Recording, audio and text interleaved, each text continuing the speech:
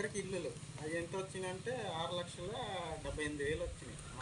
మన గ్రామానికి అదంతా అంచనా ఓన్లీ అంచనా వేసుకుని ఉంది. ఇది టోటల్ బడ్జెట్ అంటే మన ఇచ్చిన డిమాండ్ అంటారు కానీ యాక్చువల్గా అంచనా. మెరుగైన పరిశుభ్రత నీటి లభ్యత అది ఎంత వచ్చిందంటే 62,03,000 వచ్చిందమ్మా. అంటే మనకి ఏదన్నా వాటర్ సమస్య ఉంటుంది కదా, అటువంటిది లేకుండా ఉండడం కోసం అంటే పరిశుభ్రతమైన నీరు. అలాగే విద్యుత్ సదుపాయం అంటే పోల్స్ ఉంటాయి కదమ్మా, కరెంట్ పోల్స్.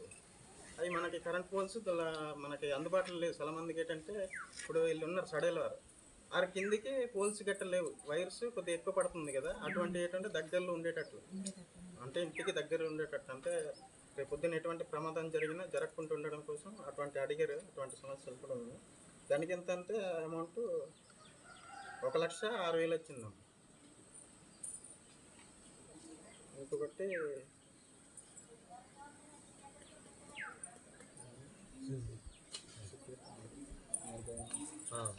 సుస్థిర మరియు మెరుగైన జీవనోపాధి అంటే మిగతావి ఏవైనా అంటే మనం ఇంటి జాబ్ కార్డ్ లాంటివి కానీ ఇలాంటివి పెట్టుకుంటాం కదా, మన జీవనోపాధి కోసం ఏవైనా లోన్స్ కావాలని పెట్టుకున్నవి కానీ, ఏదైనా ఒక అగ్రికల్చర్ సంబంధించినవి పెడతాం కదా. ఏంటమ్మా ఆ రోజు మీరు పెట్టించిన ఏంటి అగ్రికల్చర్ సంబంధించినవి ఇంప్లిమెంట్స్ ఏమైనా కావాలంటే రాసుకున్నాం. మెషిన్ లాంటివి కానీ, అదే పంపులు బరగాలు ఇలాంటివి. అలాగే ఇంకేంటంటే ఫెర్టిలైజర్ కానీ రిక్వైర్మెంట్ ఇచ్చాము ఆ రోజు. యూరియా కావాలని ఇలాంటివి కావాలని మళ్ళీ కావాలని అడిగాం కదా, అలాంటివన్నీ ఇందులోకి వస్తాయి అన్నమాట. అగ్రికల్చర్ సంబంధించినవి కూడా ఇందులో ఉంటాయి. తర్వాత వచ్చి సమగ్ర విద్య అంటే ఎడ్యుకేషన్, అది చదువుకు సంబంధించింది.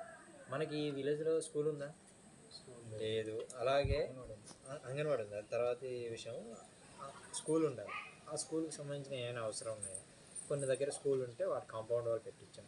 అక్కడ ఏదైనా కరెంట్ కనెక్షన్, ట్యాప్ కనెక్షన్ కావాలా, ఇలాంటివి ఏదైనా కుర్చీలు ఇలాంటివి కావాలా, లేకపోతే కొత్తగా ఏమైనా వాళ్ళకి ఏమైనా అవసరం ఉంటాయి ఏంటి అంటే వాళ్ళ డిపార్ట్మెంట్ నుంచి ఇవ్వకుండా